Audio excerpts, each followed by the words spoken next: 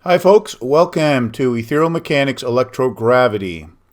This is the second video in the Electrogravity video series, and today we're going to be talking about foundational topics. And of those topics are ether and matter. And so the topics today are going to be ether. We're going to talk about the large scale and the small scale ether model. We're going to talk about matter and why matter must feed to exist, and then we're going to talk about the relationship between matter and ether. So let's talk about ether. Now let's go back to the beginning with Einstein's principle of equivalence. Einstein postulated that if you have a man in a spaceship here and his engines are accelerating him through space at 9.8 meters per second squared, he's going to be forced against the bottom of the spaceship with a force equivalent to 1g. In other words, that's the force equivalent to the gravitational force of the Earth, 1g. Now, if you take this spaceship and you land it on the surface of the Earth and shut off the engines, well, sitting in Earth's gravitational field, the spacefarer is also going to feel the effect of 1g. Okay, but here's the Achilles heel of relativity. Relativity cannot explain inertia. Okay, they use that fabric of space-time, and this model works very well for gravity, but it does not explain inertia.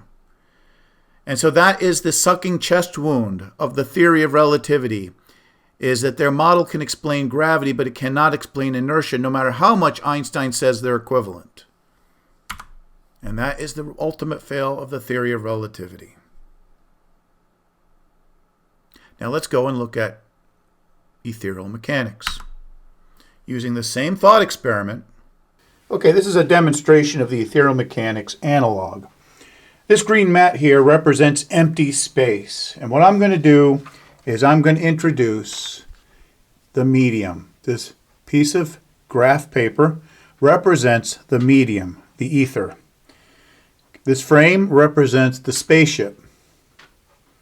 And this little nut represents the astronaut. Now, in this analog, velocity relative to the medium is the analog of acceleration relative to the ether. Let me say that again. Velocity relative to the paper represents acceleration relative to the ether. That is what this analog means. Now, as you can see here, as if I have the astronaut in his spaceship, and they're just sitting in free space, the astronaut can bounce around weightlessly. But once the spaceship is under uniform acceleration, he's going to be held against the back of the spaceship. That is inertia. Now, let me introduce the analog for gravity.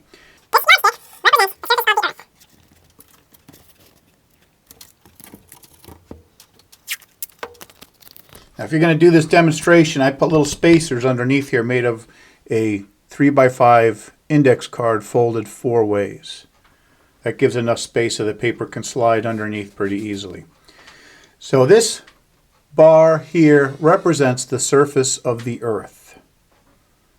Ethereal mechanics gravity is that the Earth consumes the ether, and therefore it will pull a falling spaceship without its thruster on, and the astronaut inside the spaceship, as they're in free fall, falling toward the Earth, that they're not going to feel any gravity because they're moving with the ether. They're accelerating with the ether.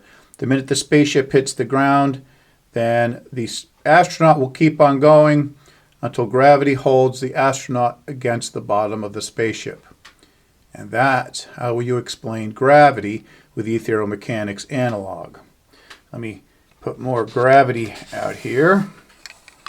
And it's interesting because if the astronaut decides to jump, well, gravity will keep having him come back. And there you have it. It's so easy, even a 5-year-old can explain it to a physicist. And therefore, with the medium, we can explain both as the same effect. Not equivalent, the same effect. So ethereal mechanics owns the principle of equivalence because it's not equivalent, it's the same. And you got ethereal mechanics for the win. Okay, but an interesting thing arises from this Earth pulling in the ether. We come to one of the most quintessential quotes of ethereal mechanics. Gravity sucks. Okay, so what happens is the Earth is consuming the ether. And because ether is a fluid, it's going to flow from high concentrations to low concentrations, and it's going to flow toward massive bodies. Okay, and so what actually holds our guy against the floor is actually two forces. Okay, two forces. We have two forces. One is the difference in the velocity of the traveler, or the target. We use T in ethereal mechanics to mean the target. So the velocity of the target with respect to the ether, that's a difference in the speed of the ether and the target. And this is more of a viscosity force that holds the person toward the ground. And the other one is the inertial force, the acceleration, the relative acceleration between the target and the ether. Now, this is the model I had 20 years ago using inertia. And electromagnetic induction is how this couples a person and couples him to the ground. This has come much later, like almost 18 years later. Now, the reason why we're not going to consider this in the electrogravity part is because this is a very, very, very tiny effect, very tiny. We're going to consider this viscosity component for the large-scale ether models that we're going to discuss in the 5th paper of ethereal mechanics called cosmology. Because at large-scale effects, the scale of black holes, the intense gravity of black holes, and scales the size of galaxies, this viscosity effect is significant. But at the small scale effect, like planetary gravity, this is almost immeasurable. It's too small to be measured with today's instruments. Okay, so for the remainder of electrogravity, we're going to ignore the large scale effects and concentrate on the small scale effects. And then we'll return to the large scale effects in later papers. So in the new gravity paper from 1999, you will find all the models for how electromagnetic induction is the means by which the ether couples to objects, holding them to massive bodies such as the Earth. I also reasoned in that paper that the ether must take a spiral path in. It can't go straight in. It's got to take a spiral path. Now, I reasoned that because I thought that, well, maybe the spinning Earth spins up the ether. And there is a little bit of that according to the viscosity thing, but that's not the most major component. There is, when we get to the cosmology paper, there's a whole other action going on with regard to the viscosity of the ether that's going to cause what's called an irrotational vortex. Okay, and we'll see an animation of it in a minute. Okay, but what I didn't understand back then was, okay, so we have ether flowing toward massive bodies. What happens to it? Does it go out somewhere else? What happens to the ether? Why is it flowing toward massive bodies? Well, in 2012, the epiphany hit, and I realized that matter cannot be the perpetual motion machine that physicists deem matter to be. Matter must feed to exist. Matter is not a perpetual motion machine. Now I'm going to leave the link to this video. You can go watch this old video where I'm going to give you, in the next slide, I'm going to give you a really short synopsis of the video. Okay, so take a drone that's hovering over the ground at about, let's say, 1 meter, just to keep the number simple. Right now, this drone is going to be spinning its propellers, burning fuel at a certain rate to maintain a nice constant height over the ground. Okay, now, if we burden this drone with a heavy cannonball, now the drone, in order to maintain that 1 meter height above the ground, has got to burn fuel at a much higher rate. Okay, it's going to be expending energy at a higher rate to maintain the kinetic energy of the cannonball. And what do I mean by kinetic energy? Well, now that this cannonball is in this state, 1 meter above the ground, its potential energy, is going to be mass times gravity times height. So in order to maintain the potential energy of this cannonball, this drone has to burn fuel. So we're going to get into the concept of burning fuel to maintain a static state. Now, off to the right here, we're going to put a post. let's say a wood post, doesn't really matter that much what it's made of. Just sitting there all by itself, and then all of a sudden we put a cannonball on top of that post too. Well, if this drone had to start burning fuel at a higher rate to maintain the stable height of this ball, then when we place the ball on top of this post, then that post must also be burning some kind of energy in order to maintain the stability under the same added stress, because this is under the same, this is reacting to the same load that this guy is. And there must be, along with the conservation of energy, there's got to be some rule about the amount of fuel used for the same job must be the same in terms of not type of fuel, but in terms of joules per second of fuel being consumed. Okay, so, and now if you take the cannonball off, well, the top of the post is going to be held up by the bottom of the post, and therefore the bottom of the post must be burning some kind of fuel to maintain this extra weight at the top, because if you cut the post in half, then the bottom of the post isn't going to be under as much stress if the top of the post weren't there. And then you go all the way down to the lowest molecule, and you find that matter must consume some sort of fuel to maintain its state, its shape, its contained energy, yada, yada, yada. And so matter must feed to exist. And ether is the fuel of matter. Matter under stress must consume more fuel. Now, in the example I showed on the previous page, the addition of the cannonball to the post is not going to increase the ether consumption that much, because ether has an immense amount of fuel. So the total ether consumption will go up, but it may not be measurable because ether contains an immense amount of energy. Okay, now if matter that cannot adequately feed becomes unstable. And we're going to show actual quantities to what is the energy density of the ether in later videos when we start getting into the math. And so, because massive objects consume the ether and the ether is very fluidic, it must observe all the same properties as any other kind of fluid, including the spiral ascent down the sinkhole that's consuming it. And we can see this in the behavior of galaxies. Now, this is an animation. There's no way that humans have been around long enough to photograph this. It's not a perfect animation, but it gets the point across. Okay, but in order for a fluid to have this behavior, it must have density, it must have viscosity, it must have compressibility. Okay, and when we get to the cosmology paper, the 5th paper in the Ethereal Mechanics series, we're going to demonstrate the galactic simulator, which is nothing more than a big wash tub, and it's going to be fitted out with motors and sensors to monitor the flow of the water in our simulated galaxy. And with this setup, we're going to show you that we're going to get the same anticipated curves. That this is what they expect to get from the stars in the galaxy from the distance from the core, and this is what they observe. In actuality, Ethereal Mechanics says you should be able to get any curve between these, and even curves that go up, way up like that. There's also a C curve.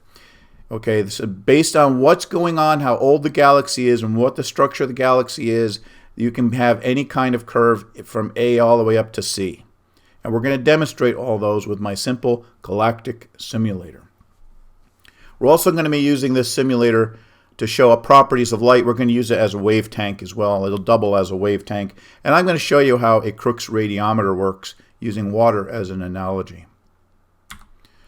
Okay, so now all of those things we described, compressibility, viscosity, variations in density, at the small scale that we're going to start in this paper, Electrogravity, we're working at a very, very small scale, very, very short time scale, and with very, very small gravity fields. And we're not going to significantly see any of these properties. So for the sake of simplicity for this paper, we're going to ignore the large scale effects and just focus on the small scale effects, which are predominantly seen at the small scale. Okay, but we will returning to these effects when we go back to the cosmology paper, because at the scale of cosmology, compressibility, viscosity, and the other things are definitely have to be taken into consideration. My Patreon folks will be happy to know that we'll be starting the construction of the Galactic Simulator this summer. The main reason for this is some parts now are taking up to 18 months to get. I want to make sure we have all the parts. And in videos for passenger level and above, we're going to show the construction and show some simulations early, so you're going to see it a year before the paper comes out. So now let's talk about the relationship between matter and ether. If we look at mainstream science, they say, well, actually there is no ether, but then relativity has its fabric of space-time. And then Richard Feynman has his zero-point energy, which allegedly the vacuum contains massive amounts of radiation. Not fuel. That's what Ethereal Mechanics puts it in terms of fuel in a useful form. They're talking about in terms of radiation. In other words, just random radiation that may not be useful at all to us. Okay, and the way mainstream science talks about matter, they look upon it like coal. Just like coal is a way to store sunlight in chemical bonds, well, they look at matter as a frozen energy that in the nuclear bonds stores energy, but it's essentially frozen energy. Now, classical science, going back to about 1900, matter was very dense and ether was very fine and gaseous. This is before relativity made them all forget about looking for the ether. Okay, now this guy is cool because he reasoned out that ether is very dense. Now, he reasoned it out because the speed of wave propagation is faster when the medium is denser. And that is a logical argument. Unfortunately, there's another argument that the etherists at the time used, because if your ether is virtually incompressible, that's another way to have a very high propagation speed if your ether is not dense. Okay, but now he also said that matter is a low density ether. In other words, what he says is matter is basically like a bleeb. Now this is really cool. You probably can't read it in the video. Here's the link to it so you can read it on your own. The person here added in explanations what he meant by bleebs. They said air bubbles. That's not true. He means water vapor bubbles, because when you boil water, the bubbles that form at the bottom of your boiling pan are not air bubbles. They're basically water vapor bubbles. And he considered matter to be ether vapor bubbles. Okay, so matter is lower density ether. So essentially what he's saying is matter is a state of the ether. Ken Wheeler just produced a video about a week ago. And at exactly 2 minutes and 4 seconds in, he says matter is high energy light. Now, his model for light is the same as Maxwell, except that he adds a third component. All of those things that he talks about, he says, are ether modalities. And ether modalities are states of the ether. So if matter is high energy light, then he is also saying matter is a state of the ether. Okay, Ethereal Mechanics says ether is very dense. It's fluidic in nature. Matter is virtually non-existent, composed of protons that consume the ether. And we're going to show you in the next couple of papers, or next couple of videos, the model of electron composed of 2 protons. And what people ask is, well, if protons are consuming ether, shouldn't there be some sort of waste product? Well, yes. If you look at the proton model and it's moving through the ether, it's consuming the ether, and its waste product is radiation. And we're using the term protonic radiation. In the paper, I called it a protonic field.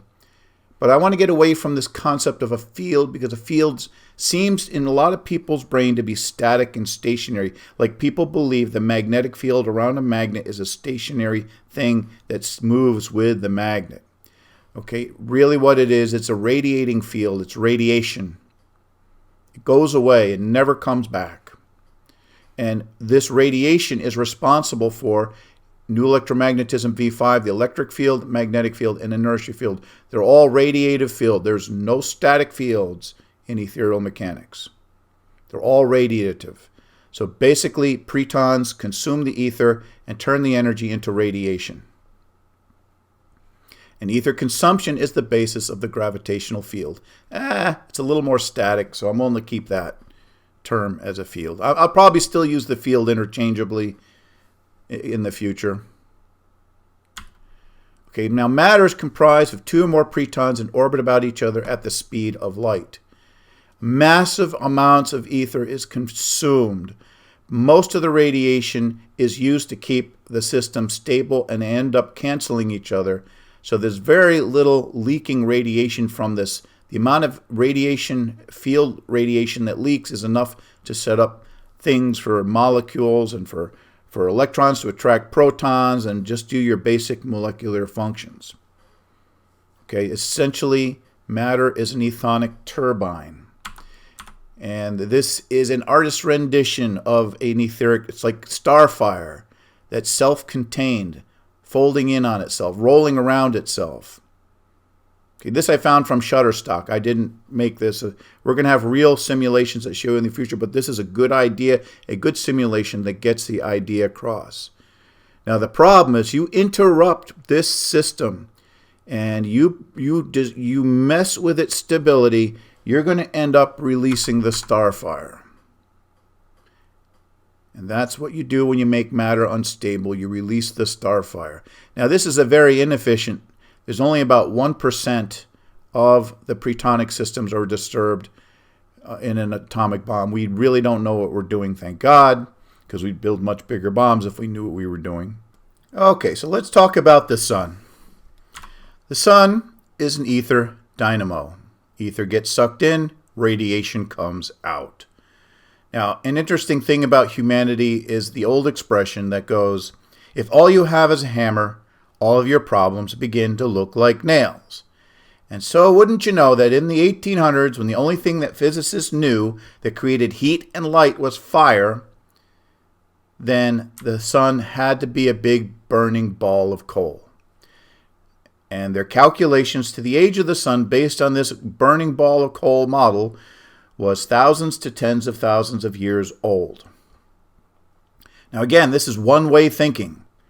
One-way thinking. Once the ball of coal burns out, the sun goes out of existence. There's no concept of recycling.